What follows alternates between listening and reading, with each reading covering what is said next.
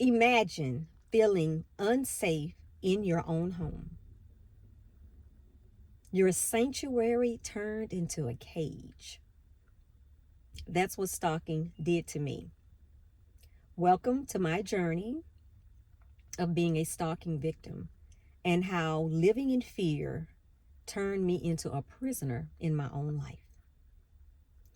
Here I have my notes that I will be looking at to make sure that I stay on task because there are many parts to this story, and this is part 3. Stalking trapped me emotionally and physically. So let's get into it. I was stalked by my ex-husband when we got a divorce. I did not know what stalking was. I was very clueless because back in 2007, I had never heard of stalking, had never experienced stalking, so I didn't know what stalking was. That was until my president in the neighborhood of the association came to me with some unsettling behavior that my ex-husband was exhibiting. It was jumping the fence. It was just very peculiar behavior that you could have never told me in a million years that he would have betrayed. I just wouldn't have never thought about it. Okay? So my stalking started back in 2007 when I became divorced. It took me in a whirlwind of emotions, mentally, physically. Did I say emotionally? Emotionally. So it was emotionally, mentally, and physically. It even took me spiritually because I was angry. I was just like, God, why me? In the beginning, why me? Why am I going through this? So, once I learned the behavior of the patterns along the course of the stalking, it turned into fear because I had never known anyone to go through stalking, nor had I been stalked, nor had I had even come across a man nor a woman, because men can be stalked too. I'm sure you've seen that in the television. So, excuse me, I'm trying to get over. I had a viral infection and it turned into a bronchiolitis, sinus, or something I found out yesterday. So please forgive me if I cough every now and then. But stalking invaded my space, both physically and emotionally.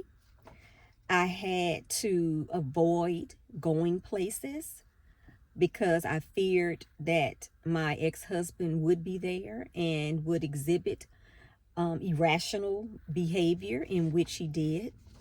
Before I would get out of my car, I would have to scan the parking lot to make sure I didn't see his vehicle. There were times it worked.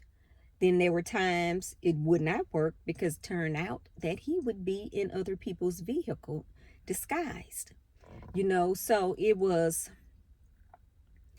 a terrible situation all the way around. It was a very startling situation, very, very scary.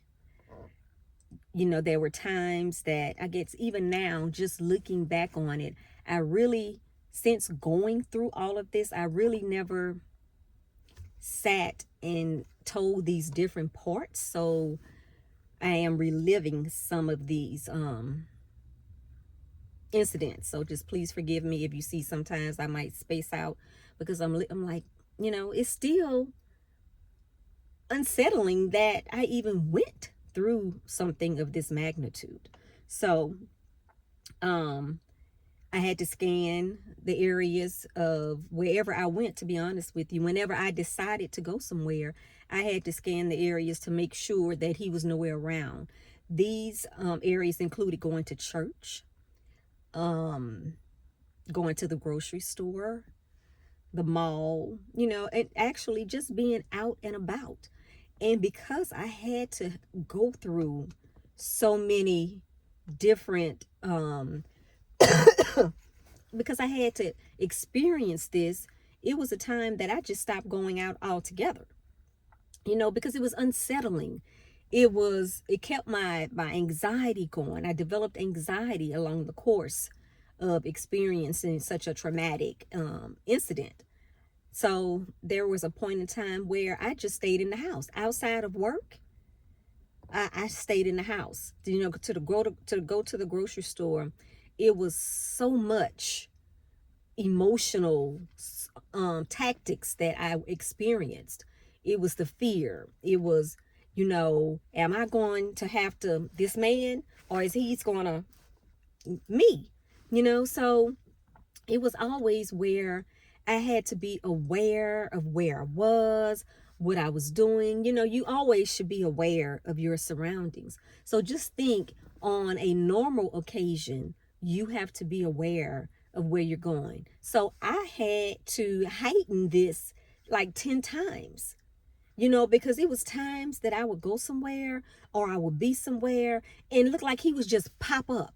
And now I am pretty good about looking to see if somebody's following. Excuse me.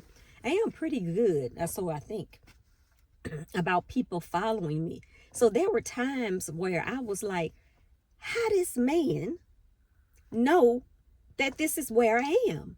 Because I could be out with girlfriends, one or two friends that were just really close to me that was like, no, you're not going nowhere, because you just have to know me. I'm an only child.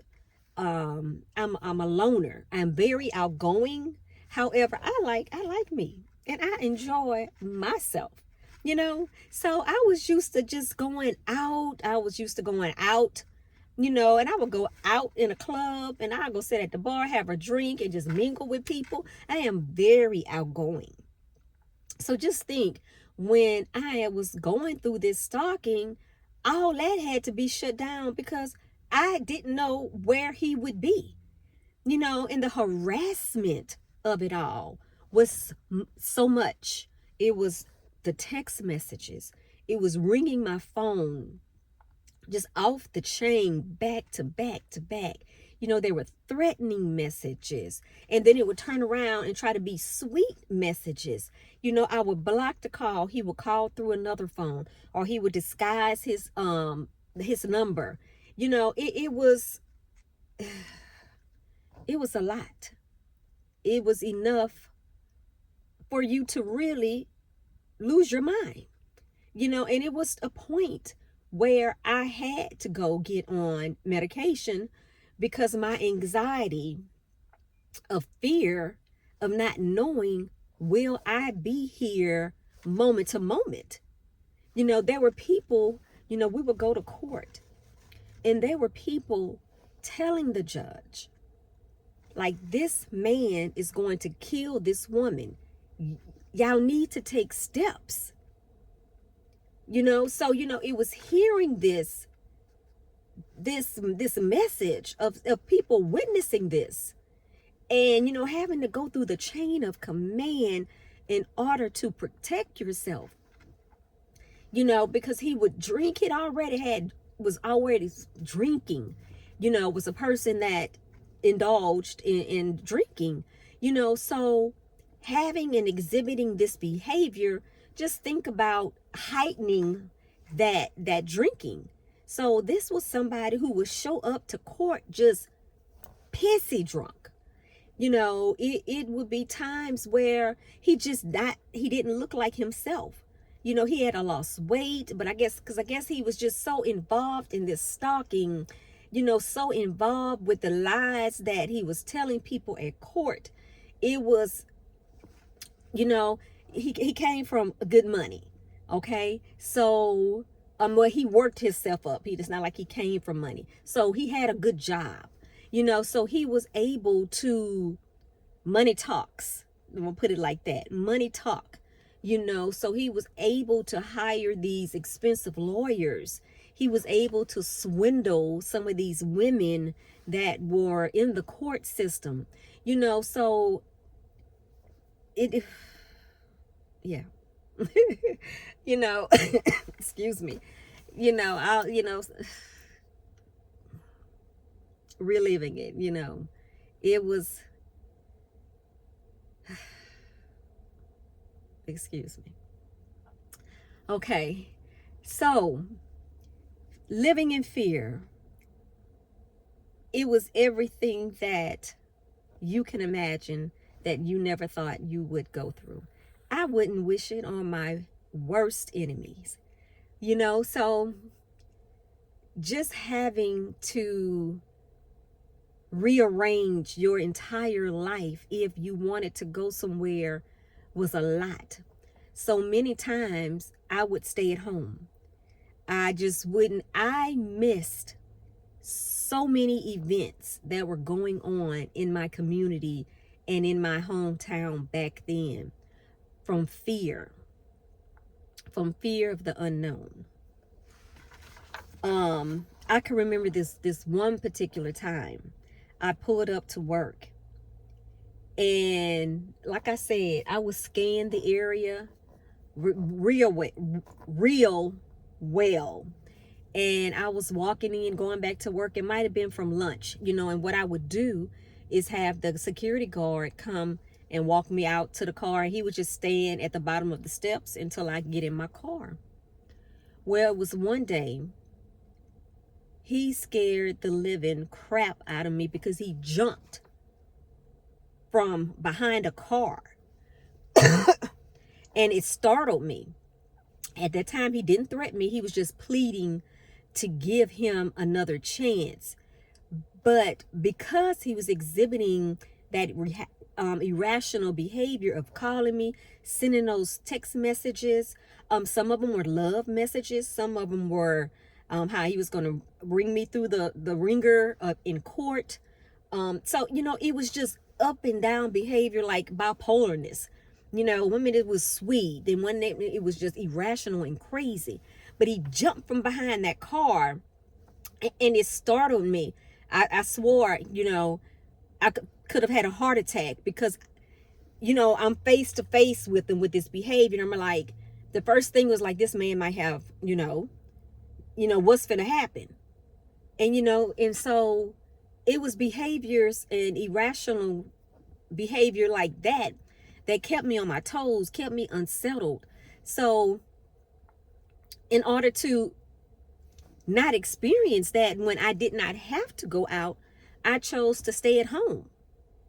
And that had become my life of being trapped emotionally and physically in my own home, not being able to go somewhere for fear of fearing of my life. Back then, I did not know what was going to happen. But one thing I can say, honestly, sitting here, God kept me. And I am so grateful that I'm able to sit here today and really carve out these parts of my story to share with someone who may be experiencing this. I'm sharing my story for awareness, to let other people know that you're not alone. There are people out there to assist you, but I believe in my heart that you must do what you need to do at the end of the day to protect yourself. You can't rely on the police, restraining orders. You can't rely on that. Yes, you follow the steps to put everything in place, but you ultimately have to take care of your life. You have to put in safety measures to keep yourself safe as best as you can. So in closing, although I lived in fear, God is good because he kept me during that time. And I want you to know, if you are experiencing this right now, or if you have gone through this and you're looking at this, you made it. And if you're experiencing this, take measures for your life. There are resources out there to assist you. Don't suffer in silence. reach out to me. I am a listening ear. Reach out to me. You know, ask me questions. What resources did I get? I went to the police station. I went to the domestic violence center. You know, and honestly, I got involved after that. You're not alone. I don't want you to think that you're alone, because you're not. And you may feel alone, because I did. Even with my friends, even, you know, I didn't want to involve people, because, you know, you hear these stories of he shot her and this person and that person, you know, so I was even scared to involve people for fear of the unknown, of what he might, you know, I didn't want to be the cause of somebody else losing their lives, taking them away from their family. But that is not the case. Do not suffer in silence. There are people out here to assist you, to help you in your journey if you are experiencing this. Okay? So in closing, you're not alone. Reach out to people that can help you. I can help you. Comment here or reach out to me. I will be happy. This is how I feel. God gave me this story. He didn't give it to me for me. He gave me to raise awareness, and he gave me this to help other people. For you all to see that I made it, that I'm here to tell this story, but this is what I had to do. It's a part of my journey.